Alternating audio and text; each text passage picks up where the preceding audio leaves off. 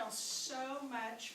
It's really exciting to see this many people here today. We cannot do this effort without your support and interest, and so I really appreciate every single one of you who are here today. I want to ask our secretary to determine whether there is a quorum present for our business meeting. We do have a quorum. Thank you. And I want to introduce to you our board of directors. Most of you know Matt McCullough and Duann Reedus, Narissa Oden, Steve Thurber, and of course you've already met Dr. Bob, but also Shannon Duplessis back here is our treasurer. Hello. And we are really blessed to have a lot of volunteers already, but there's a whole lot to do, so there's a lot more need for volunteers than what we currently have right now, so I'm thrilled you're here. If you are on our Community Advisory Committee, would you at least raise your hand? Yeah, Lewis is, and then our Programming Advisory Task Force has been working really hard, and a number of them I know are here. And so if you're on that task force, would y'all stand up? Yes, that's y'all.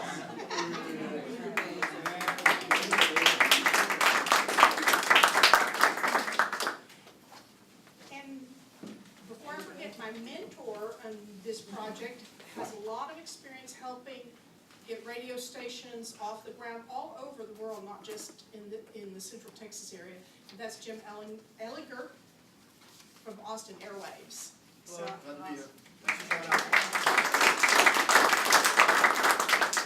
and I know I saw at least one person who's on our streaming audio, our streaming radio task force, Deborah. Oh, hi. Yeah. And anybody else here from the streaming radio task force? Keith has also been on that too, and Marissa and I. Yeah. Okay. And we have some wonderful help that has stepped forward in the last 3 weeks or so, and that is our online news contributors. And so I've been doing it, but Shirley Hunt has been a really great blessing and has started helping with that. And so school closures and road closures during all the recent storms, Shirley has been the one who has done most of that posting on our Facebook page. So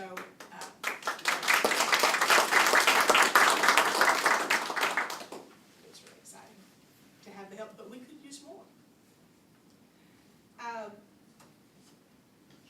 Just for your reference, there is a poster back here that has a list of everybody who has served on our committees and our committees so far. So if you would like to take a look at that after the meeting, I thought that might interest you. In the last year, Wimberley Valley Radio has grown and developed in a whole lot of different ways. Our organization has grown. Last year when I reported, every committee was just us on the board. Since then, we've obviously got several wonderful community groups that are helping, including a lot of distinguished people who are on nonprofit boards and elected officials who have been taking time out of their busy schedule to be advisory members and serve as a community advisory committee. We've grown financially from an initial income of $1,900 donated almost entirely by members of the board to a total income of more than $7,300 from individuals and couples and one community organization, CERT. And we really haven't tapped our community for support yet, like community groups. We've completed a successful fundraising campaign that exceeded our $3,400 goal so that we could contract for professional help for preparing our application to the FCC. So we had help from Brown Broadcast for our engineering services, and Mike Cousins, who's a broadcast engineer with, broadcast attorney with a lot of experience. And so our application was well prepared, and it got submitted. Awesome. Thank you. Our tax status too. So last year when we met, we had incorporated as a Texas nonprofit, and we were exempt from franchise taxes. Since then, we've become a 501c3, and just a couple of weeks ago, we received our state sales tax exemption.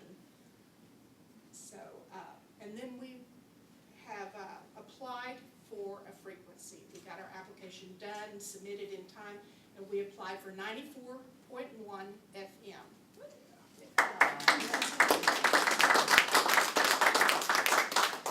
Plus, we began serving the community in a lot of ways with news and information. Our Facebook page has had postings of current events, and it's broadened recently into more news and emergency information and city information, and we would love to have more kinds of information fed to us so that we can make sure that events we don't know about get on our calendar and get posted on our events page. We have a downloadable calendar. Thank you. A downloadable calendar that is able to be accessed from our website, and has a month's worth of events on it. And sometimes people will send me something after I first posted it, so I'll add it to it and repost the calendar. So the local music in town, and the plays that are happening, and the election that's starting tomorrow with early voting, and all kinds of civic and events information are available that way. So, I guess I'm too close. So we expected and hoped that the FCC would grant us a construction permit to build a radio station by this month. That's the next process in the step the next step in the process of getting on the air, and we ended up with a second group filing an application for the same frequency right at the last minute.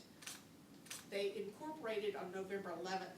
The deadline for filing their application was November 14th, and so they met the deadline and got it in, and it seems to be in okay order. And so now we just are in a slower process. They are Wimberley Texan Radio, and their focus on their plan seems to be especially focused around the high school and the sports program, and extracurricular things that the students are doing at the high school, their arts program, their theater, and that sort of thing. Our vision is to be of service to everybody in the community. From the very beginning, we wanted to serve students, of course, both at Wimberley ISD and at CAPS, because they will provide wonderful input, but also they'll be learning very valuable communication skills and technical skills that will serve them in a variety of areas in life, communication being the core of everything. We also, of course, want to serve our musicians and our 4 theater groups in town, and the other artists in the community through not only the events, but interviewing them. We hope to have readers theater or live theater on the air, and a real focus on Wimberley news and information as well. So the gap is not the kind of content that you can get on the radio stations in the bigger markets.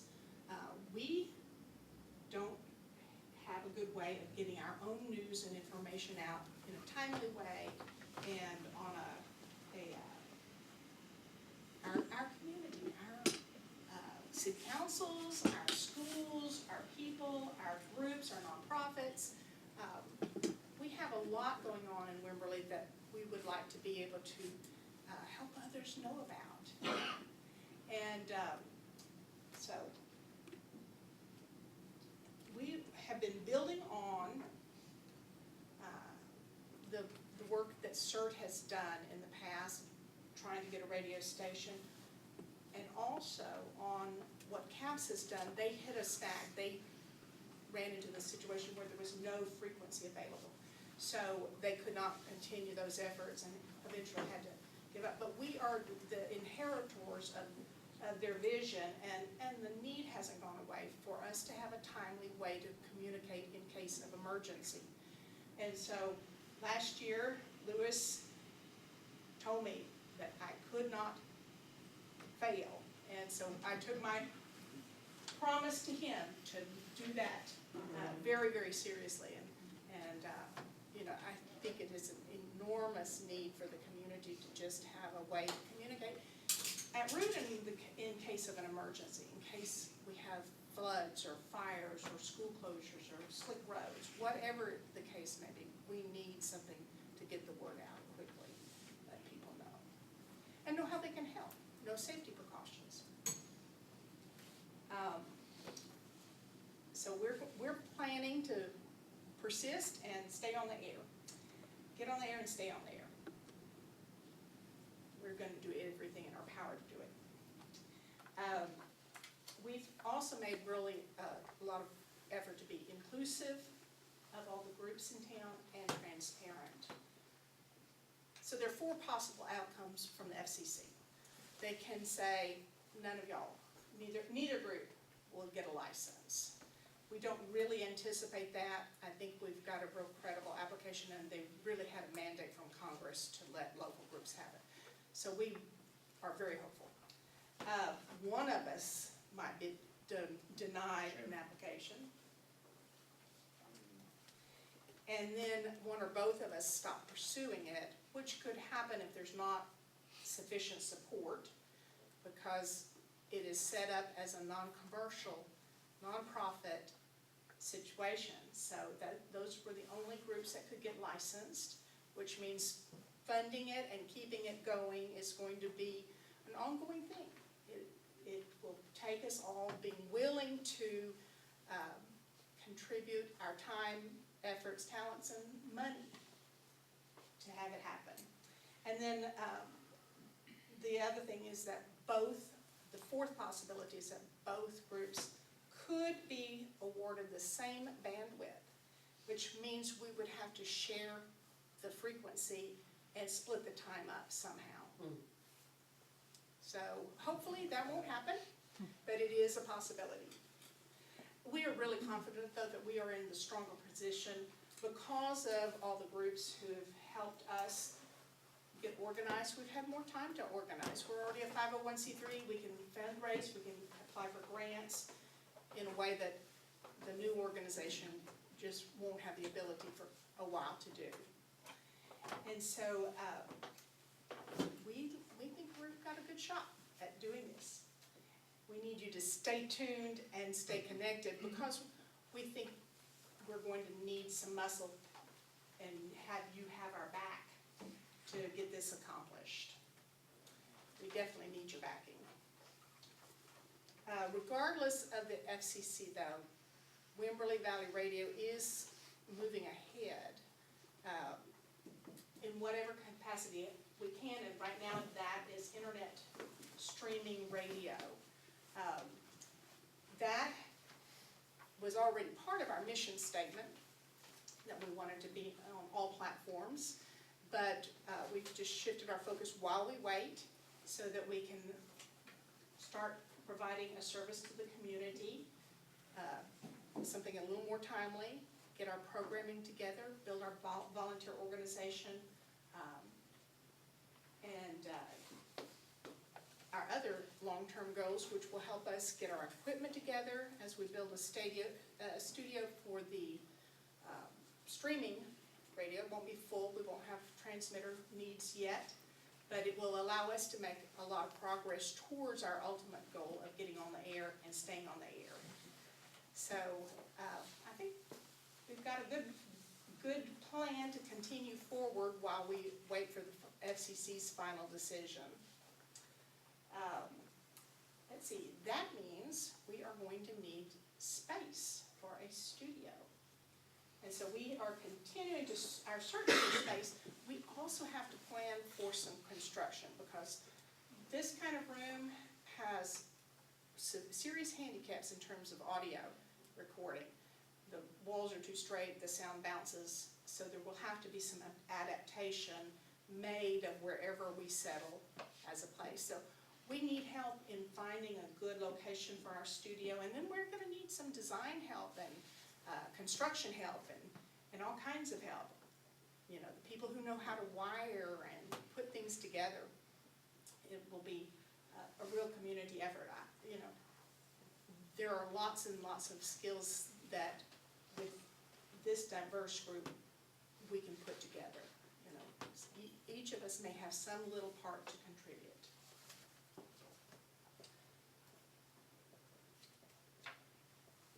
So right now we've got some cards we are going to pass out because we hope you will put down some of the areas you think you might be able to contribute in.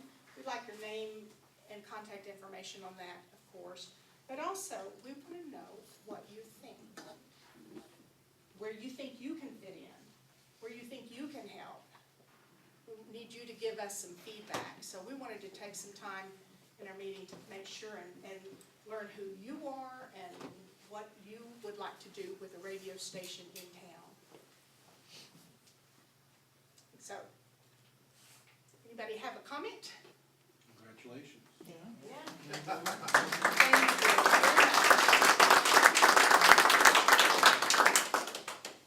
You may have mentioned it, but is there any estimated time on when the FCC might get back to y'all?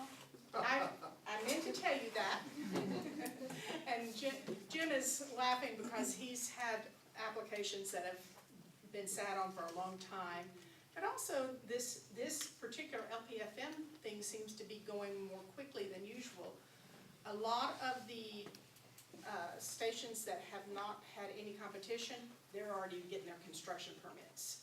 Some in January and some this month. So that's going quickly. We are in a group of two, and we talked to our lawyer about it, and he estimates it will probably be sometime in the summer, but there's no guarantee about that. But hopefully, they'll continue moving quickly. Some of the groups are very large, so it will be very thorny to sort through those. I don't know their order, but we're number 359 if they go in the number order. Any idea how long, once it got approved, to being able to start broadcasting? We have 18 months to get on the air. We can ask for a one-time extension. Okay. So I think that, you know, there's a lot to do, and it is not a cheap process to get on the air and build a studio that has decent sound and has redundancy, because we have to stay on the air even if the power goes out in an emergency, and there are a lot of criteria that the FCC does. So they grant a construction permit, and they make sure you have everything ready to go and are in compliance with, and are not interfering with any other group's signals, any other radio station's signal. And so they check you out, and if you meet the criteria, then they give you a license. If you don't, you have some time to get fixed and get on the air, but you know, you can be prevented from, even if you've got your construction permit. So it is a little bit of a gamble, but you know, they're not out there to thwart groups that really are serious about getting on the air.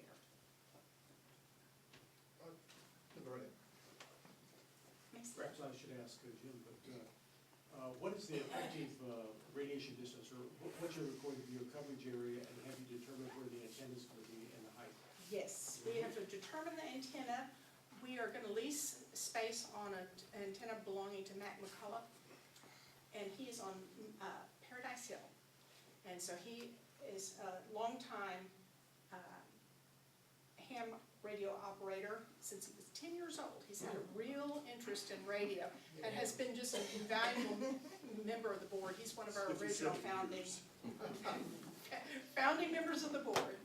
And so, yeah, we've got that piece. I think 100 feet up is that what we decided, and 26 ERP, so radiated, 26 watts. 26 watts. And what Yes. does that mean? 26 watts should cover the Wimberley Valley. We anticipate with that height that it will cover well 5 miles out from the tower. And it may drop off, hills will have an impact, buildings will have an impact.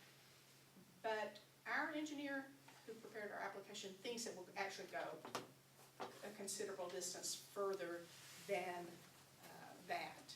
So hopefully 10 miles. I would like to get all of Wood Creek North. And we do hope to later on apply for translators so we can repeat our signal out and get more of our surrounding community, because this is, public safety is really the original motivation for us starting. We want as many people to get that signal and be able to hear, about anything that might be coming our way. I'll just, a brief overview. Again, I'm Jim Ellinger with Austin Airwaves. We're dear friends with Susan and her family, the McAfees, and the Ellingers have been friends for at least 50 years I know of. Austin Airwaves helps put radio stations on the air here in the States and around the world. We put the last radio station back on the air in Haiti. We did the Katrina project at the Astrodome during that case. We applied for other licenses. We too are applying for an LPFM. Ours is 1 watt less than yours, 25 watts, up in Manor. Susan and the board have made no mistakes. They're doing a perfect job. We have the same lawyer, we have the same engineer. We're both members of the National Federation of Community Broadcasters. They got their application in time. It's a good application. The 501c3 for nonprofit, which is the gold standard, they have now. The other group, we viewing from outside of town, would think that the sports strength that they want, they seem to want to have sports, would easily be a part of what you all are doing easily. We intend to run sports up in Manor. It's a good, I hate to be crass, but it's a good money maker. It's also good for the community. People want to hear their kids score the winning touchdown. The FCC is a particularly slow agency. When I left, I have an application pending, 2 applications pending. The little one for Manor, we've only been waiting for a few months. And another one for a town called Ellinger, by coincidence, same name as me. I've been waiting for this station for 6.5 years. Oh, don't lose your breath over that. I once waited for a station in Austin for 11 years. Now, these LPFMs have been moving remarkably fast, and I've been quoted in the national press that they're moving amazingly fast. Usually the FCC is considered glacially slow, but this has been quite remarkable. The Local Community Radio Act, which created LPFM, had been in Congress for 11 years. It faced stiff and powerful opposition from the National Association of Broadcasters, and unfortunately from National Public Radio as well. It nearly died. We were involved in the very last days when we discovered the secret hold in the United States Senate. Senator Jeff Abrams of Senator Jeff Sessions of Alabama had a hold on the bill. It already passed the House, and we found out who it was through a colleague. And then with 11 days to go in the last Congress, the Local Community Radio Act passed. President Obama signed it, and now here we are. 3,800 groups applied nationwide. About 600 of them seem to be bogus applications from one little group that is trying to do a network or something. Most of them are religious broadcasters, and most of them are Hispanic friends. A lot of Cristo Centro applications. They're all small, local community groups. You guys are doing very well. You're going right down the path. Austin Airwaves, which advises numerous other groups, we're working with a group in Killeen, a soldier support group. We just got a license or we're assisting a license in Little Rock, Hot Springs, Arkansas, and elsewhere. We hold Susan in very high regard. We are looking forward for Wimberley Valley Radio to be a success story. The The fact that you're here on President's Day, this is the best thing you could do. This is a valuable new tool. Last point I will make, that your motivation has been fires, floods here in Wimberley, a tanker truck tips over. This type of station, how do you define success? Just that we're paying, the bills are being paid? Because I assume we're not selling commercials or anything like that. We cannot sell commercials. We can do what National Public Radio and PBS do, and that is have underwriting and sponsorships. And say that, And we can sell advertising in other areas, not on the air, but on our website, promotional stuff that way. So there are a number of ways we can add to funding sources.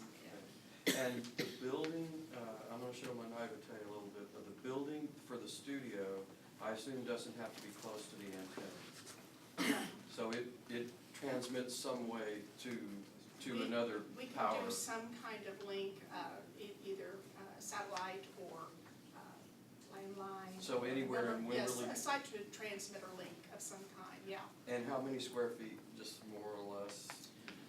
I would like a minimum of 350. Eventually, when we're going on air, 380 would be better. Square feet? More, strictly for the rooms, the minimum rooms. So not a lot of Not a lot of space. We would like to have a broadcast studio and a production studio so that people can be pre-recording shows in another room while we have a group on the air. We of course need office space.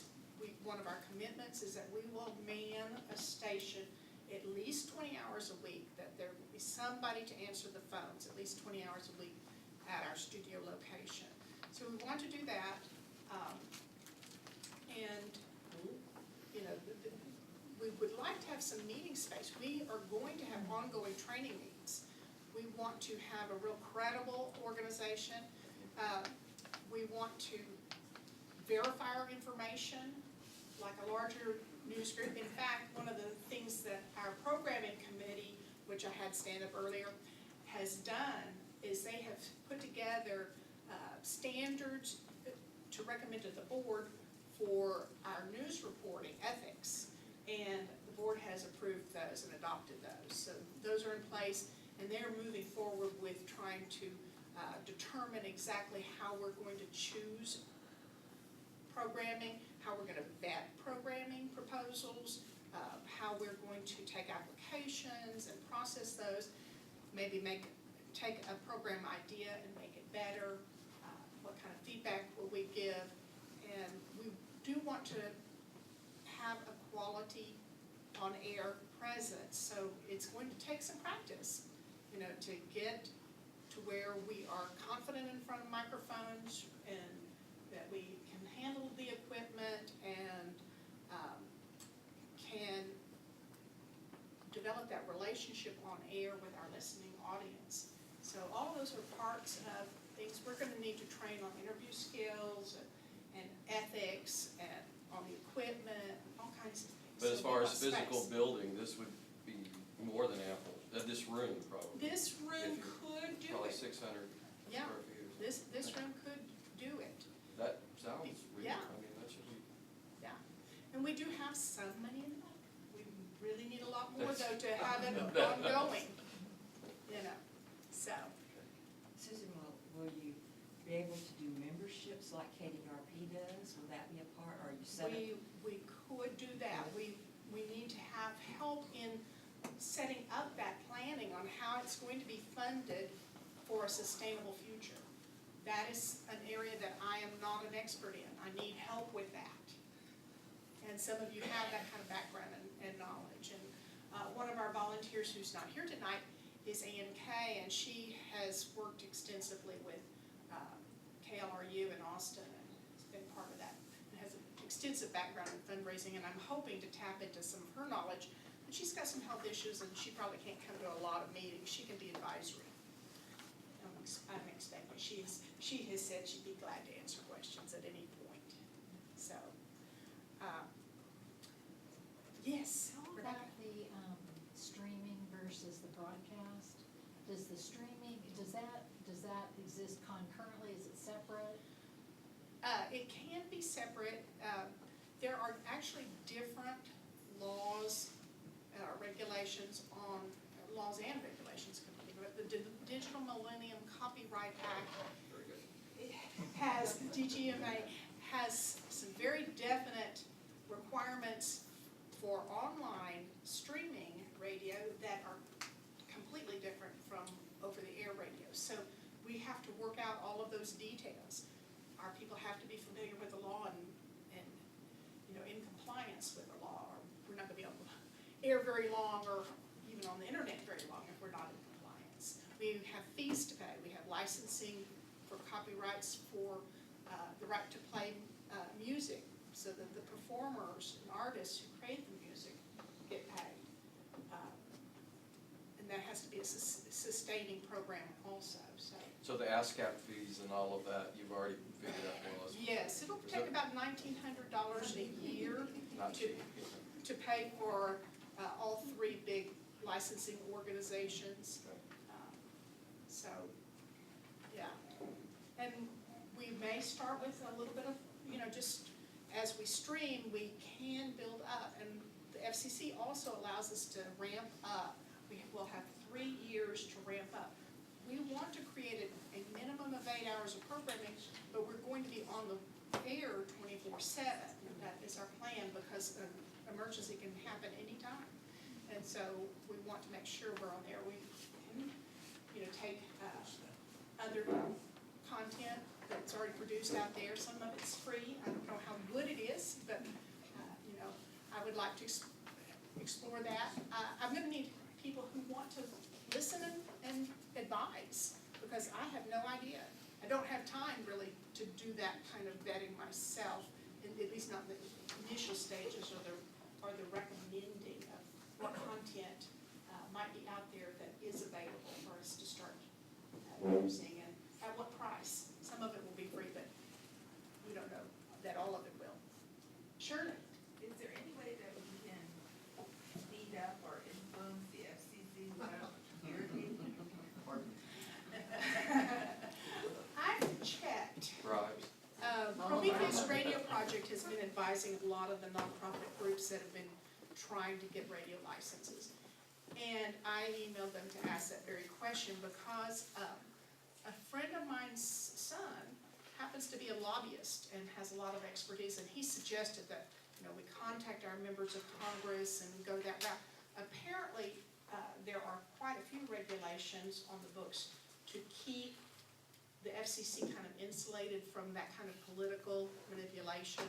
And so I was assured that no, we can't go that route. And a 501c3 can't engage in that, so. True, we are a 501c3 and we can. Matt? It's reasonable for the audience to assume that we're trying to negotiate with our other station. And in fact, we have an unofficial meeting this week about it. So we're not just idly, we're not trying to be at loggerheads with the other group, because we feel like they offer some components that we could readily use, and likewise we feel like they could benefit with an association with us too. So we're taking that as a friendly organization. We're trying to take and make one out of it. So we're not trying to take an adversarial position. Exactly. Are they applying as a nonprofit? Yes. They are, So, Mhm. albeit late, but. yeah, And you might add that we were hoping that historically these applications have been reviewed on your longevity and presence that you've established within the community, where we've been in existence 2 solid years now. And we were, based on the last applications and the last cycle, that was and these things are rated on points. And that was a significant point. It's 1 point, but when you're looking for 10 points and 15 points, and 1 point's a big point. And we were hoping to have that count this time, but this time we've been led to believe that your longevity or your standing within the community, your existence, is not going to be, as long as you were incorporated on the day of or before before the application deadline. So we incorporated in April of 2012, which is, but we had an informal existence and been working on organizing since, it would have been over 2 years that we had been working on it, since the fires in 2011. So, you know, we do have documentation of some meetings, but we don't think, we have been advised that it probably will not work, but it might. Our lawyer said never say never, and he said submit what you've got, so we're doing that. Take every chance we can get. So, so how many of you have radio backgrounds? Yay. Is listening included? Yes. Radio backgrounds.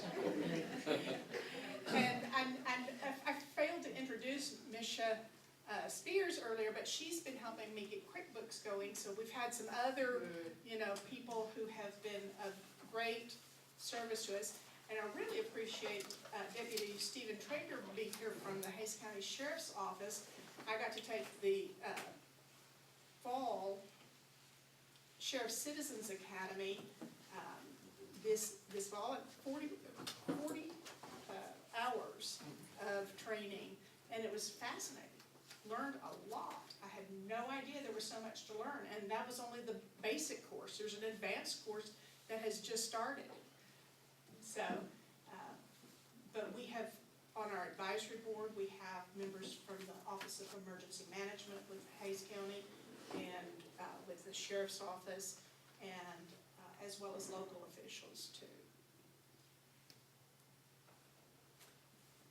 So how about, anybody have design and building experience or acoustic experience?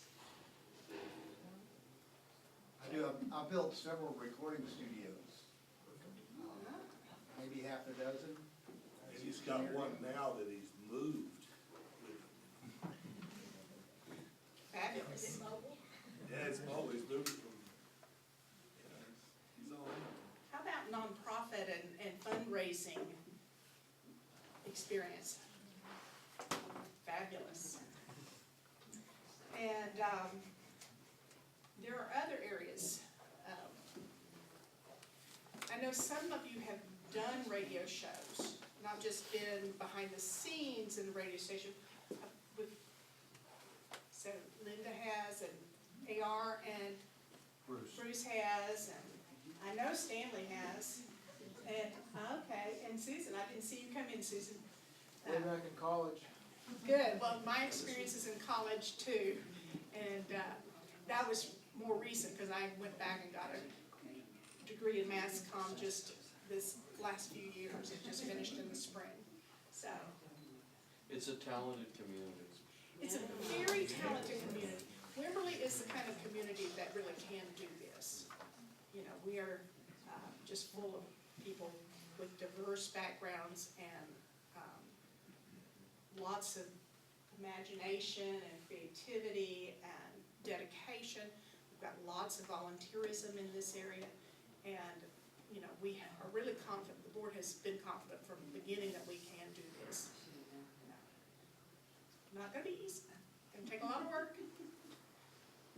Any other questions for us? Yes. Cards or sign-in sheet. Okay, yes, thank you.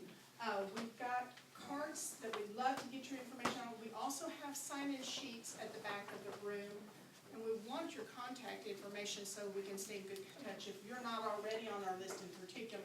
But also, you may have things you want to tell us about how you think you can help.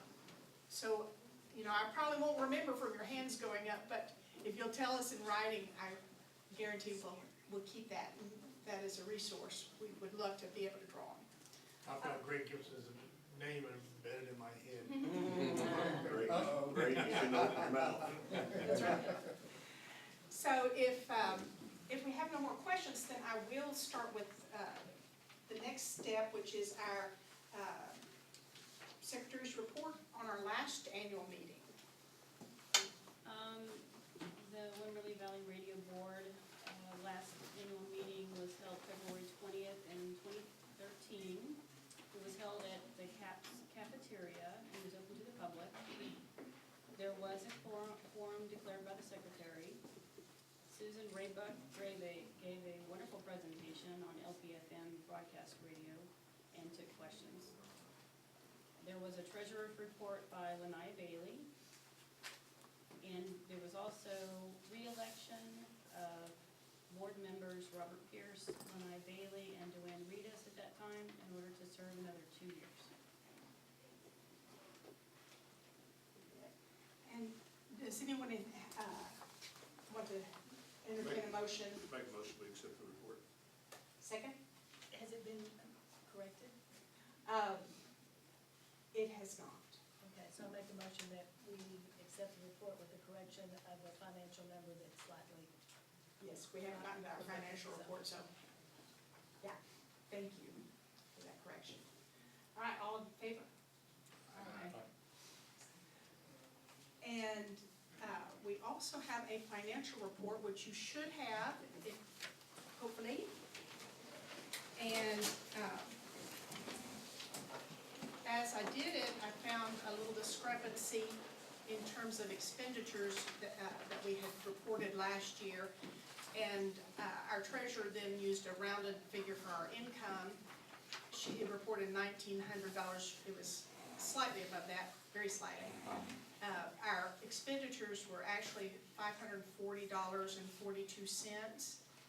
It appears to be just a calculation error in that, because all of those expenses, we didn't have very many expenses that first year she was working from, so those were on the bank statement.